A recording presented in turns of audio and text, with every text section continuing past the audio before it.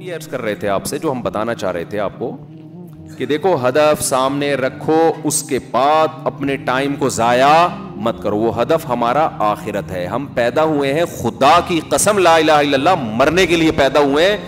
یہ ہمارے دماغ میں کسی نے غلط سافٹ ویئر ڈال دیے ہیں کہ ہم زندہ رہنے کے لیے پیدا ہوئے ہیں. یہ زندگی بہت سے بھی زیادہ تھوڑی ہے. آپ اگر کروڑوں اربوں سال ماضی کو لے کر جائیں اور آگے قبروں میں ہمارا دور پتہ نہیں ہزاروں سال رہتے ہیں, سینکڑوں سال رہتے ہیں, اس کے بیچ میں جو یہ 50 60 70 سال ہے میرے بھائی, اس کی 2% کی اوقات نہیں ہے.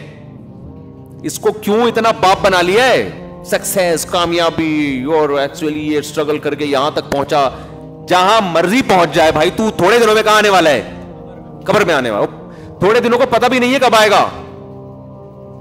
کیوں اتنا باپ بنا لیا اس کو؟ صحت مسلط ہوتی ہے تو صحت مسلط ہو جاتی ہے, دولت مسلط ہوتی ہے تو دولت مسلط ہو جاتی ہے,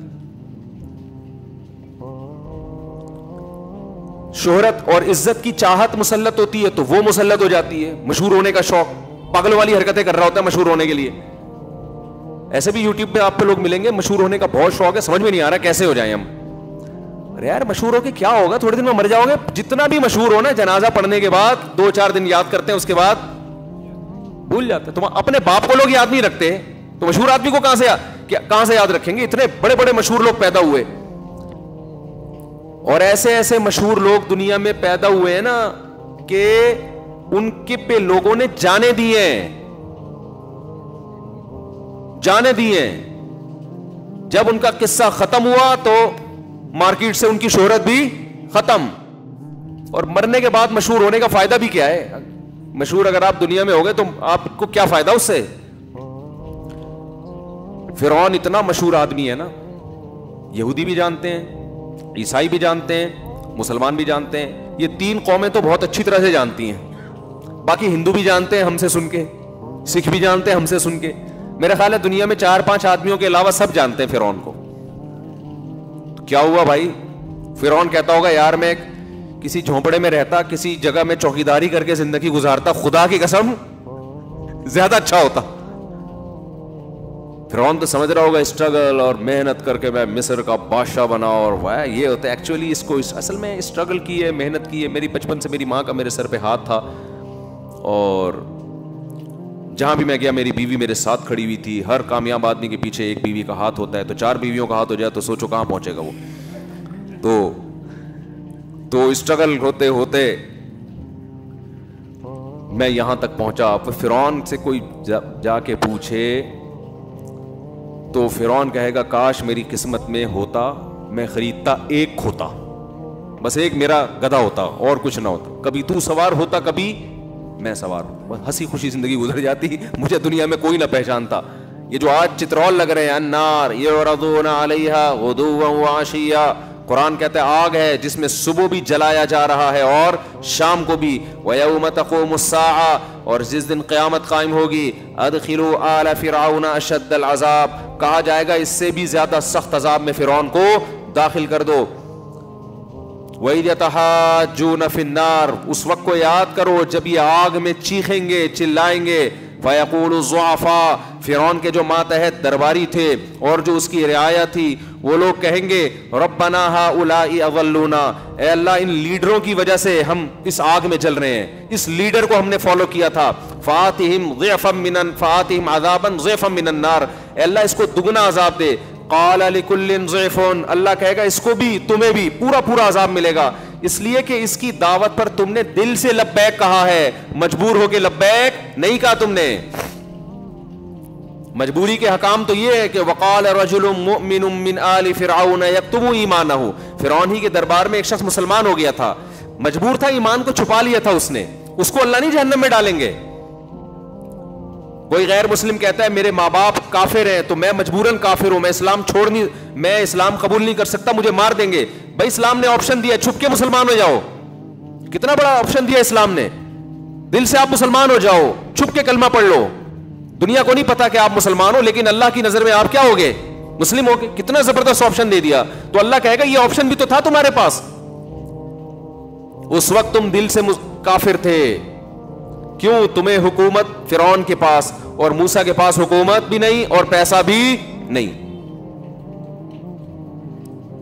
تو اللہ کے ہاں میرے بھائی کامیابی کسی اور چیز کا نام ہے.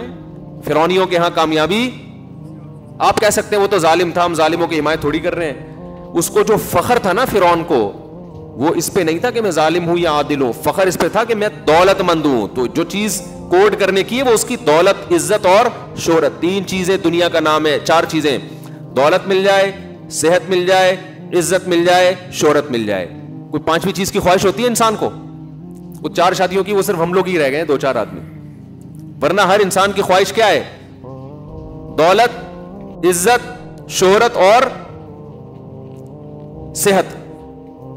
یہ 4 چیزوں کے پیچھے دنیا بھاگ رہی ہے, اور 4 شادیوں کے پیچھے سے نہیں بھاگ رہی کہ جب یہ 4 چیزیں آتی ہیں تو 4000 شادیاں آ جاتی ہیں. پھر وہ 4 نہیں, وہ تو 4 نہیں, تو بچوں کا کام ہے.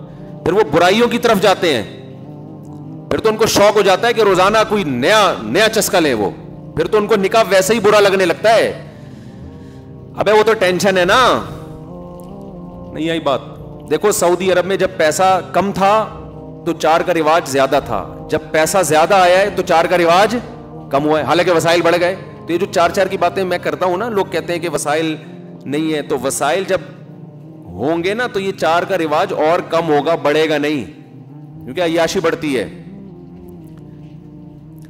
تو میرے بھائی مجھے یہ بات بتاؤ, یہ 4 چیزیں فرعون کے پاس ہول سیل کے حساب سے تھی یا نہیں تھی, اور انہی پر فخر کرتا تھا کہ میں ایسا, اور موسیٰ کے پاس صرف صحت تھی, باقی 3 چیزیں نہیں تھی. اور ایوب علیہ السلام کے پاس صحت بھی نہیں تھی, ساری زندگی بیماریوں میں گزری. پیغمبروں کو اللہ اچھی صحت اس لیے دیتے ہیں تاکہ دعوت اور تبلیغ علی وجہ الکمال کر سکیں, اس لیے سارے پیغمبر صحت مند ہوتے ہیں. ایوب علیہ السلام کو ایک عام اصول سے ہٹایا گیا کیونکہ ان کی آزمائش یہ دی گئی, اور اس میں ہمارے لیے عبرت, تاکہ کل کوئی بیماریوں میں زندگی گزارتا ہے تو اس میں صبر کرے. کس کی سیرت دیکھ کر؟ ایوب علیہ السلام کی سیرت دیکھ کر. ورنہ پیغمبروں کی صحتیں اللہ بہت اچھی رکھتے ہیں, زبردست رکھتے ہیں.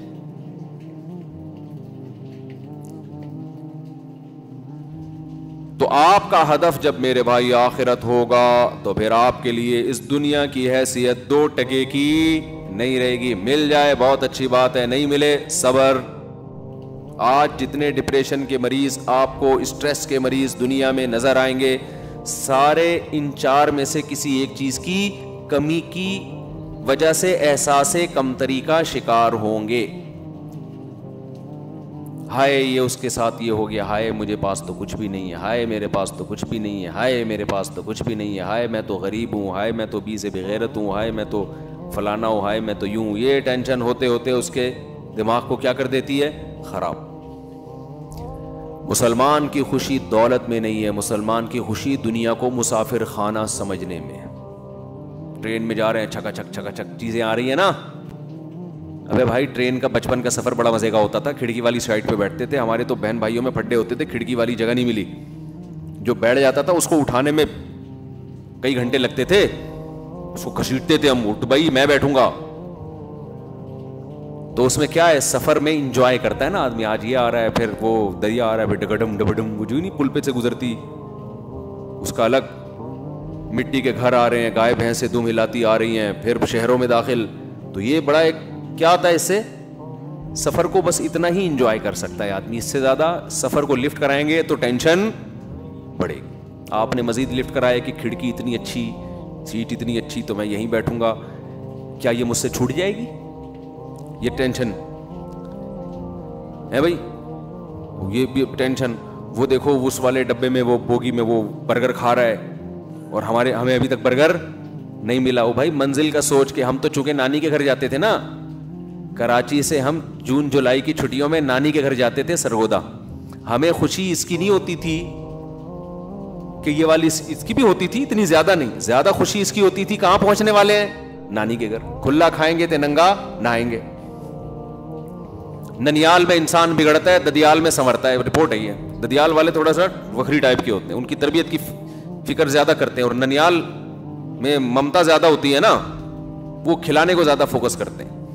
تو بچپن میں مشہور تھا کہ بچہ ددیال میں سدھرتا ہے, ننیال میں بگڑتا ہے. تو ہم جو ہے سال کے 10 مہینے سدھرنے کے لیے رکھے ہوئے تھے, ابا نے ہمارے 2 مہینے بگڑنے کے لیے, کہ یہ بھی آپشن ہونا چاہیے نا, کھاؤ پیو. تو وہاں جا کے پھر ہم کھاتے پیتے تھے. اور پہلے زمانے میں لوگوں کے دل بڑے تھے, نانی کے ہاں بچے آگے ٹھہر جائیں تو ماموں کو اعتراض, خالاؤں اور ماموں کا اعتراض نہیں ہوتا تھا. اب چونکہ 2 بچے ہی اچھے, اپنے تیسرا بچہ جو لانے کے لیے تیار نہیں ہے, وہ اپنے بھانجے بھتیجوں کو 2 مہینے کے لیے اسٹے کرنے دے گا؟ یہ فیملی پلاننگ والوں نے دل کیا کر دیے ہیں, کنجوس بنا دیے, چھوٹے دل. جو اپنے تیسرے بچے کو اس لیے نہیں لا رہا کہ خرچہ ہوگا, وہ بھانجے بھتیجے یا کسی بیوہ سے شادی کر کے اس کے یتیم کو پالے. یہ سب چیزیں مارکیٹ سے شارٹ, یہ جو اس کی اخلاقی برائیاں ہیں جو سوسائٹی میں آ رہی ہیں. ہم تو 2 مہینے جا کے ایسے رہتے تھے, صبح نہ ایسے ہول سیل کا ناشتہ بنتا تھا. اور یہ جب جون جولائی کی چھٹی, اگر کوئی شادی بیاہ ہو گئی پھر 4 مہینے پہلے جا کے پڑ جائیں گے, ٹھیک ہے نا, اس کا اپنا مزہ ہے بھائی. لوگوں کی آمدنیں کم تھیں, دل اتنے بڑے بڑے, تو ٹائم ہی نہیں ہے کسی کے پاس. تو خیر, تو ہمیں منزل کی خوشی ہوتی تھی. تو انسان کی نیچر ہے بھائی منزل کی خوشی. تو آپ کی منزل اگر اچھی ہے, اعمال اچھے ہیں, برائی ہو جاتی ہے, توبہ کی توفیق ملتی ہے, تو لائف کو کیا کرو, انجوائے, ٹھیک ہے نا. ہمارے حضرت مفتی رشید احمد صاحب رحمہ اللہ اتنے خوش رہتے تھے. دیکھو بڑھاپے میں تو انسان کی ٹینشن بڑھ جاتی ہے کہ اب یار اب تو میں دنیا سے چلا جاؤں گا, اب تو یہ ہائے میرے بچوں کا کیا ہوگا, ہائے میرے. ہمارے حضرت کا جیسے جیسے عمر بڑھ رہی تھی, ہم دیکھتے تھے حضرت کے چہرے پہ خوشی کے آثار کم ہونے کے بجائے بڑھ رہے ہیں. اور اس کی خوشی کی وجہ سے صحت اور اچھی ہوتی چلی جاتی تھی. اس کی وجہ سے صحت کیا ہوتی تھی, اور اچھی. ڈاکٹروں کو قریب نہیں آنے دیتے تھے, بس ان کو یہ پتہ نہیں کیا مسئلہ تھا حضرت کے ساتھ. حضرت کہتے تھے میری عمر ہو گئی ہے 78 سال, میں اگر بیمار ہو جاؤں تو مجھے آرام سے مرنے دو گھر کے اندر, ہسپتالوں میں مجھے لے کر مت جاؤ. اس میں حضرت یہ کہتے تھے کہ اگر کوئی, حضرت کی اپنا نظریہ تھا, میں یہ نہیں کہہ رہا کہ میں اس نظریے سے متفق ہوں, ڈاکٹر لوگ پریشان ٹینشن میں آ جائیں گے, بولے ہمارے خلاف باتیں کر رہے ہیں, تو میں حضرت کی بات نقل کر رہا ہوں. حضرت کہتے تھے کہ حضرت ساری زندگی ڈاکٹروں سے دور رہے, کمال کی بات یہ, اور ایسے سلم اسمارٹ تھے, اتنا اونچا قد تھا, اور ایسا چہرے پہ بڑھاپے کے آثار نظر نہیں آتے تھے. 78 ایئر میں بھی فٹ فاٹ بالکل, کوئی شوگر نہیں, بلڈ پریشر نہیں, ساری زندگی ڈاکٹروں سے دور رہے. میں ڈاکٹروں کے خلاف نہیں ہوں بھائی, ہم بھی ڈاکٹر, ہمارے کل آج فجر میں اتنی اچھی گپ شپ ہوئی ڈاکٹر صاحب سے.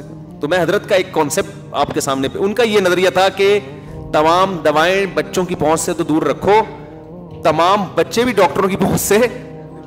لیکن میں آپ کو بتاؤں, بچہ بیمار ہو تو چائلڈ اسپیشلسٹ کے پاس لے جائے گا, زیادہ فنٹر بننے کی کوشش نہ کریں, ہر آدمی کے حالات ایک جیسے نہیں ہوتے. تو حضرت کا یہ تھا ساری زندگی ڈاکٹروں سے دور.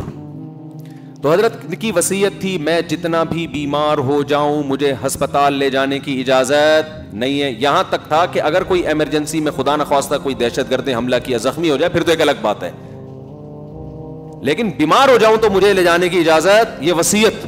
اور حضرت کہتے تھے کہ اتنا سا پلو اگر چکی میں آ گیا نا تو کیا بچ جاؤ گے آپ؟ کبھی اتنا سا پلو آیا ہے, وہ اتنا سا اکائی ہوتی ہے, اس کے بعد وہ آپ کی قمیض کو کھینچتا ہے, پھر پورا آپ کو آہستہ آہستہ کھینچ کے کیما بنا کے نکال دیتا ہے. فرماتے تھے جو ڈاکٹر کے پاس چلا گیا تو پوری زندگی اب وہ ڈاکٹروں کا بولو اب نہیں تھی. وہ کہتے تھے آپ گئے کہ مجھے یوں ہے تو وہ دوا دے گا تو وہ ٹھیک ہو جائے گا, اس کے بعد کچھ اور تھوڑے دنوں میں شروع, پھر وہ ٹھیک کرنے کے لیے گئے تو وہ ٹھیک ہوگا, پھر کوئی تیسری چیز شروع. تو ایسے ہوتے ہوتے تو وہ اپنی صحت کا ان کی مینٹین ایسی رکھی تھی, بیمار ہوتے ہی نہیں تھے. ہو گئے تو ہومیوپیتھک کے کبھی 2-4 ڈراپ لے لیے یا کوئی ہم حکیم کی ہلکی پھلکی دوا کھا لی, اس کے علاوہ تو خیر. لیکن آپ جائیں, آپ فنٹر بننے کی کوشش نہ کریں, تو کوئی صحیح ڈاکٹر ہو کوئی. تو میں یہ عرض کر رہا تھا میرے بھائی, ہدف کو متعین کرو. ہمارا ہدف دنیا نہیں ہے, ہمارا ہدف آخرت ہے. پھر اللہ کی قسم اس کا سب سے پہلا فائدہ کیا ہوگا, آپ کو اللہ زندگی کی خوشیاں دے گا. ہمارے حضرت کو جیسے تھا نا بڑھاپے میں کہتے ہیں بس جانے والے ہیں دنیا سے, تو کسی نے کہا حضرت اتنے بیمار ہو گئے تو مر جائیں گے ہاسپٹل. فرمایا تو مر جائیں گے تو 78 میں بھی نہیں مرے تو پھر کب مرے بھائی؟ اب ننیال آ جائے جلدی, کیا خیال ہے؟ تو کہتے اب, لیکن یہ بڑوں کے سوچنے کی چیز ہے, آپ کے سوچنے کی چیز یہ نہیں. آپ نا اپنے نانا کو جا کے بول دیں کہ نانا اب آپ 80-85 کے ہو گئے ہیں, اب ایسا نہیں ہے. ہمیں یہ حکم ہے کہ بھائی ابھی تو نانا آپ نے دیکھا کیا ہے, 85 کیا ہوتا ہے. بڑوں کے سامنے ان کے ادب کا تقاضا یہ کہ آپ ان کو بچانے کی پوری کوشش کریں. ہمارے ایک جاننے والے تھے, انہوں نے ہمارے نانا سے یہ الفاظ جا کے کہہ دیے, ان کی عمر تھی 90-95 سال ماشاءاللہ. تو ان کو جا کے کہہ دیا کہ ہم نے سنا ہے کہ اس عمر سے پناہ مانگی گئی ہے. اب ہم نے کہا ان کے سامنے بتانے کی چیز تھوڑی ہے یہ, پناہ بھی نہیں, اور پناہ بھی اس صورت میں مانگی گئی ہے کہ انسان طویل عرصے بوجھ بنا رہے زندگی کی. وہ تو ماشاءاللہ چلتے پھرتے تراویح پڑھتے تھے مسجد میں جا کے, تو یہ بعض لوگ کہاں کی بات اٹھا کے کدھر فٹ کر دیتے ہیں. تو ہمیں حکم یہی ہے کہ جس کی عمر جتنی زیادہ ہو جائے وہ ہمارے گھر میں اللہ کی اتنی بڑی رحمت, تو ہم تو بچانے کی کوشش کریں, کیونکہ حدیث میں آتا ہے انکم ترزقون بضعفائکم, تمہیں تمہارے ضعیفوں کی وجہ سے رزق دیا جاتا ہے. گھر میں بوڑھے کا وجود اللہ کی برکت نازل ہونے کا سب سے بڑا ذریعہ ہے, اس کی خدمت, اس کا وجود ہی آپ کے رزق میں برکت کا ذریعہ ہے. تو لیکن خود انسان ہر وقت جانے کے لیے تیار ہے. تو پھر وہ ہم اگلے ہفتے پھر اسی ٹاپک کو لے کے چلیں گے. کیا کریں, ہمارا بیان ہے ویسے ہی چل رہا ہوتا ہے, ٹاپک مکمل ہی نہیں ہوتا, تو اور اس کو چلا دیں گے, کوئی اتنا بڑا مسئلہ نہیں ہے. مر جائیں گے نا بیان کے دوران, زیادہ سے زیادہ یہ ہوگا نا کہ آپ کا ٹاپک کمپلیٹ نہیں ہوا اور آپ کی عمر مکمل ہو گئی, ادھورا ٹاپک لے کے قبر میں گئے آپ. تو یہی زیادہ ہوگا نا. آپ کہتے ہیں بھائی ہو سکتا ہے مفتی صاحب ٹاپک کو 20 سال میں ختم کریں, 30 سال میں, تو ختم ہی نہیں ہو رہا. تو کوئی بات نہیں یار, اسی ادھورے کو لے کے چلے جانا. جو مین میسج ہے وہ تو سمجھ میں آ رہا ہے کہ نہیں آ رہا. تو دنیا دل لگانے کی جگہ نہیں ہے بھائی, اصل کیا ہے آخرت. تو کامیابی کا آپ یہاں فیصلہ نہیں کر سکتے کہ دولت دیکھ کے یہ کامیاب اور عزت دیکھ کے کامیاب. اور بھائی اگر یہ عزت آخرت میں کام آئے گی تو پھر تو ٹھیک ہے, نہیں کام آئے گی تو فرعون کہے گا کاش میں چوکیدار ہوتا, کاش میں جھونپڑے میں رہ کے ہنسی خوشی زندگی گزار کے چلا جاتا, کاش میری قسمت میں ہوتا میں خریدتا ایک کھوتا, کبھی تو سوار ہوتا کبھی میں سوار ہوتا, بس اتنا ہی ہوتا, اس سے زیادہ کچھ بھی نہ ہوتا. تو یہ ہماری بھی کہیں چاہت نہ ہو جائے. آخرت کو فوکس کرو. اللہ ہمیں سمجھنے کی, عمل کی توفیق عطا فرمائے.